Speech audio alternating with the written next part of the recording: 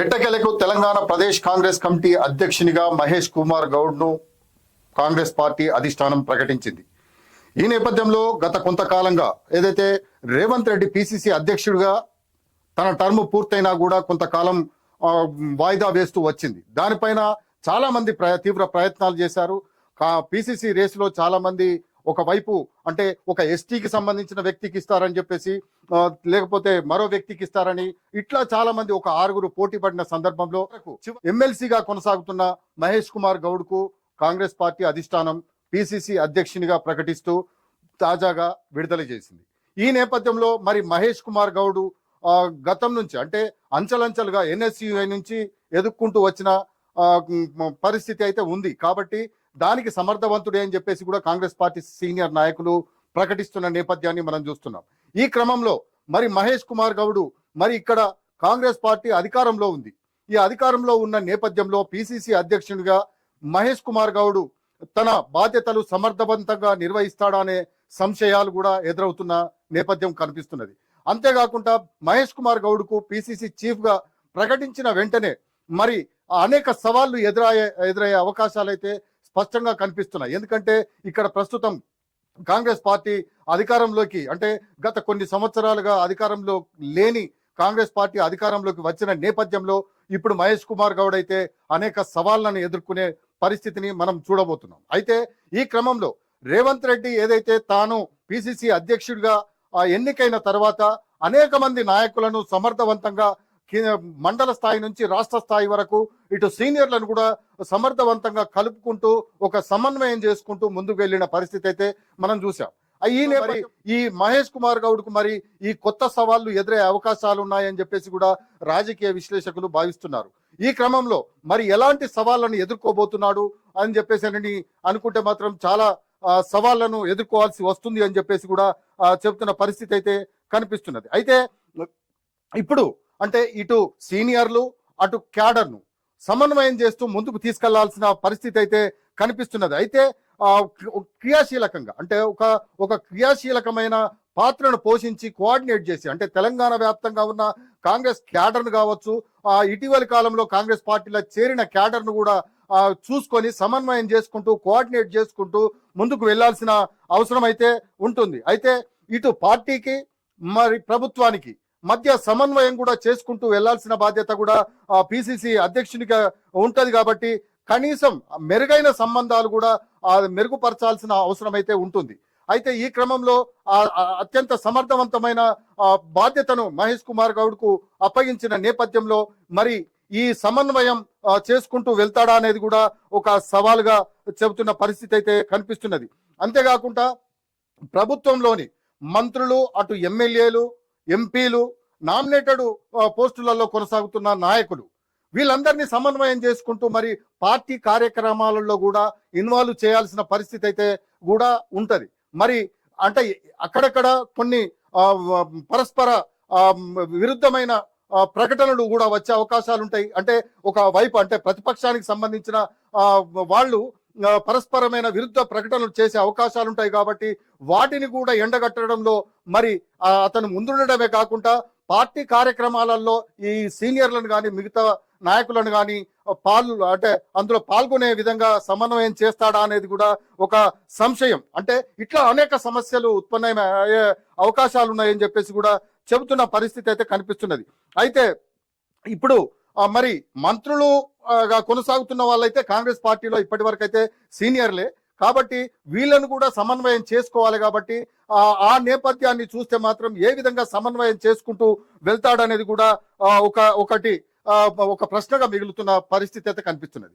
అయితే ప్రస్తుతం మరి పార్టీ అధికారంలో ఉంది కాబట్టి ఖచ్చితంగా కాంగ్రెస్ పార్టీ వైపు చాలా మంది ఆకర్షిత అవుతున్న నేపథ్యాన్ని అయితే మనం చూస్తున్నాం. కాబట్టి ఇటు మండల స్థాయి నుంచి గ్రామ స్థాయి నుంచి మండల స్థాయి నుంచి నియోజకవర్గ స్థాయి నుంచి జిల్లా స్థాయి నుంచి రాష్ట్ర అంటే కమిటీల ప్రక్షాళన కూడా అవసరమని కూడా ఒక చర్చ కూడా కొనసాగుతున్నది. కాబట్టి కమిటీల ప్రక్షాళన చేస్తే ఏ విధంగా ఉంటుంది అనేది అంటే ఆ ప్రక్షాళన కూడా ఒక సవాల్ ఎదురయ్యే అవకాశాలు అయితే మనం స్పష్టంగా చూడవచ్చు. ఎందుకంటే ఏదైతే కమిటీలు ఏర్పాటు చేస్తున్న నేపథ్యంలో అక్కడున్న సీనియర్ నాయకుల అభిప్రాయాలు కావచ్చు, ఎమ్మెల్యేలు నామినేటెడ్ తర్వాత ఎంపీల జిల్లా అధ్యక్షుల అభిప్రాయాలను కూడా తీసుకోవాల్సి ఉంటుంది కాబట్టి మరి ఆ దిశగా మరి ప్రక్షాళన చేస్తారా, పాత కమిటీలనే కొనసాగిస్తారా అని చెప్పేసి అనుకుంటున్న నేపథ్యాన్ని మనం చూస్తున్న క్రమం ఉంది. అయితే ఈ క్రమంలోనే మరి అనుబంధ సంఘాలు ఏవైతే ఉన్నాయో, విద్యార్థి సంఘం కావచ్చు, యువజన సంఘం కావచ్చు, అటు కార్మిక సంఘం, మహిళా సంఘం, ఇట్లా చెప్పుకుంటూ పోతే చాలా సంఘాలు ఉన్నాయి. వాటి బాధ్యతలు కూడా పిసిసి పర్యవేక్షించాల్సిన పరిస్థితి ఉంటుంది. వాళ్ళందరినీ కూడా కోఆర్డినేట్ చేయాల్సిన పరిస్థితి ఉంటుంది. దీనిపైన అంటే ఆ వారిని కాపాడుకోవాల్సిన బాధ్యత పిసిసి చీఫ్ పైన ఉంటుంది. కానీ మరి ఆ సమన్వయం చేసే బాధ్యత కూడా మహేష్ కుమార్ గౌడ్ ఏ విధంగా ఎదుర్కొంటాడని చెప్పేసి కూడా మరో సవాల్ ఎదురవుతుందని చెప్పేసి కూడా అనుకుంటున్న నేపథ్యం ఇది. అయితే పిసిసి అధ్యక్షుడిగా మహేష్ కుమార్ గౌడ్ సమర్థవంతుడే అని చెప్పేసి సీనియర్లు కూడా అభిప్రాయపడుతున్న నేపథ్యంలో ఈ సవాళ్ళు అయితే ఎదురైతాయని చెప్పేసి కూడా భావిస్తున్న పరిస్థితి అయితే కనిపిస్తున్నది. అయితే దీంతో పాటు ప్రస్తుతం తెలంగాణలో స్థానిక సంస్థల ఎన్నికలు కూడా ప్రస్తుత కొత్త పిసిసి అధ్యక్షుడికి బిగ్ టాస్క్ గా మిగిలిపోనున్నది.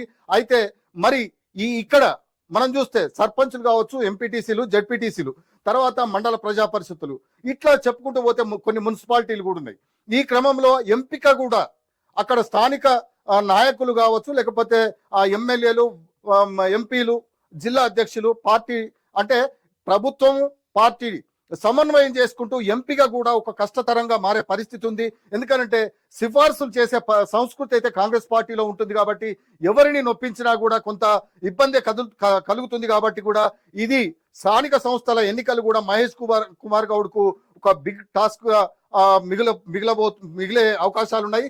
అంటే ఎక్కువ స్థానాలలో గెలిస్తే మాత్రం ఖచ్చితంగా పిసిసి అధ్యక్షునికి కొంత మెరుగైన ఫలితాలు వస్తేనే దాన్ని అధిగమించాడని చెప్పేసి కూడా చెప్పొచ్చు. అయితే గెలుపు గుర్రాలను సూచిస్తారా, లేకపోతే సిఫార్సు చేసిన వాళ్ళనే బరిలో నిలుపుతారా అనేది కూడా ఒక బిగ్ టాస్క్ గా మిగిలిపోతున్నది. అయితే మెజారిటీ స్థానాలలోనే గెలిచేందుకైతే మాత్రం పిసిసి అధ్యక్షుడు అయితే చాలా చొరవ తీసుకోవాల్సిన అవసరం అయితే ఉంటుంది. అయితే ఈ నేపథ్యంలో ఈ ఎంపిక ఆచితూచి వ్యవహరించాల్సిన పరిస్థితి, అంటే సమన్వయంతో కూడా వ్యవహరించాల్సిన పరిస్థితి అయితే ఉంటది. కాబట్టి ఖచ్చితంగా ఇక్కడ కూడా ఒక సవాలే ఎదురయ్యే అవకాశం అయితే కనిపిస్తున్నది. అయితే ఒక కీలక విషయాలలో కూడా అంటే అటు పిసిసి కావచ్చు, ఇటు ప్రభుత్వం కావచ్చు, ఈ ప్రభుత్వం పిసిసి మధ్యలో కొంత సమన్వయం లోపం వచ్చినా, కొంత గ్యాప్ వచ్చినా కూడా అది తీవ్ర పరిణామాలకు దారితీసే అవకాశాలుంటాయి. అయితే పిసిసి అటు ప్రభుత్వం సంబంధించిన అటు రేవంత్ రెడ్డి ముఖ్యమంత్రి కావచ్చు, లేకపోతే ఇక్కడ పిసిసి అధ్యక్షుడు మహేష్ కుమార్ గౌడ్ కావచ్చు, ఏకాభిప్రాయంతో వెళ్తేనే ఇక్కడ పార్టీ మనుగడ కొనసాగుతుంది. ప్రభుత్వంలో కూడా అంటే ప్రతిపక్షాల నుంచి ఎటువంటి విమర్శలను కూడా ఎదుర్కొనే పరిస్థితి ఉండదు. కాబట్టి చిన్న గ్యాప్ ఏర్పడినా కూడా అది బహాటంగా విస్ఫోటం చెందే అవకాశాలు అయితే స్పష్టంగా కనిపిస్తుంది. కాబట్టి ఆ సమన్వయం మరి కొనసాగుతుందా, మరి ఎక్కడినైనా చిన్న ఎంపికలో కూడా పొరపచ్చాలు వచ్చే అవకాశాలు కూడా కనిపించే పరిస్థితి ఉంది. కాబట్టి ఇది కూడా ఒక టాస్క్ గానే చెప్పవచ్చు. మరోవైపు ప్రస్తుతం తెలంగాణలో ఆరుగురు మంత్రులు అంటే 6 బెర్తులు ఖాళీగా ఉన్నాయి. ఆ మంత్రి మండలిలో ఆ ఆరుగురు ఎంపికలో సైతం పిసిసి అధ్యక్షుని అభిప్రాయం కూడా తీసుకుంటారు. కాబట్టి ఎవరి వైపు ఎటు చెప్తే మరొకరికి ఇబ్బంది కలుగుతుందేమో అనేది కూడా ఇక్కడ ఒక సవాల్ ఎదురయ్యే అవకాశం ఉంది. అయితే ఈ సవాల్ ఎదురయ్యే అవకాశంలో మరి తన అభిప్రాయాన్ని అయితే ఖచ్చితంగా చెప్పాల్సి ఉంటుంది. కాబట్టి ఈ మంత్రివర్గ విస్తరణలో కూడా పిసిసి అధ్యక్షుని అభిప్రాయం తీసుకుంటారు. అంతేకాకుండా నామినేటెడ్ పోస్టులలో కూడా పిసిసి అధ్యక్షుని అభిప్రాయాన్ని తీసుకుంటారు. కాబట్టి మరి ఎవరికి చెప్తే ఎవరికి నష్టం, ఎవరికి లాభం అనేది కూడా ఒక టాస్క్ గానే మిగిలిపోతుంది. కాబట్టి అందులో కూడా సమన్వయం చేసుకుంటూ వెళ్లాల్సి ఉంటుంది. ఈ సవాళ్ళను అయితే ఎదుర్కోవాల్సిన పరిస్థితి అయితే కనిపిస్తుంది. అయితే ఇప్పటికే ఇతర నేతలు ఎవరైతే అసంతృప్తికి గురవుతున్నారో వాళ్ళను కూడా సమన్వయం చేసుకోవాల్సిన బాధ్యత అయితే ఉంటది. కాబట్టి ఇప్పటికే పిసిసి అధ్యక్షుడు చాలా జాగ్రత్తలు తీసుకోవాల్సిన అవసరం ఉంటుంది. ఎందుకైనా మంచిది అంటే కొత్తగా కూర్చుంటున్నాడు కాబట్టి ఖచ్చితంగా అధికారంలో ఉంది కాబట్టి పెను సవాళ్లు ఎదురయ్యే అవకాశాలు ఉంటాయి. ఇటు పార్టీని సమన్వయం చేసుకుంటూ, సీనియర్లను సమన్వయం చేసుకుంటూ, అటు ప్రభుత్వంతో ఏకాభిప్రాయంతో వెళ్తూ ముందుకు సాగుతున్న నేపథ్యంలో ఇటు ప్రతిపక్ష పార్టీలను ఇక్కడ తెలంగాణలో సంబంధించి మనం చూసుకుంటే అటు భారతీయ జనతా పార్టీ కావచ్చు, ఇటు బీఆర్ఎస్ కావచ్చు, మిగతా పార్టీలు కావచ్చు, వాళ్ళ సవాళ్ళను కూడా వాళ్ళు చేసే విమర్శలను కావచ్చు, వాళ్ళు చేసే ఆరోపణలను కూడా గట్టిగా తిప్పికొట్టే పరిస్థితి, ఆ సవాళ్ళను అయితే ఎదుర్కొనే పరిస్థితి ప్రస్తుత కొత్త పిసిసి అధ్యక్షునికి ఉంది అని చెప్పేసి కూడా మనం చెప్పవచ్చు. ఈ క్రమంలో మరి ఖచ్చితంగా వీటన్నిటిని అధిగమించి సమర్థవంతంగా విజయం సాధిస్తాడా లేదా అనేది కూడా మనం వేచి చూడాలి. అంతేకాకుండా రేపు రాబోయే స్థానిక సంస్థల ఎన్నికలలో తనదైన శైలిలో తన మార్కును చూపించుకొని అధిష్టానం వద్ద మార్కులు కొడతాడా లేదా ఈ జాగ్రత్తలని తీసుకొని ముందుకు వెళ్తాడా మనం వేచి చూడాల్సిన అవసరం ఎంతైనా ఉంది.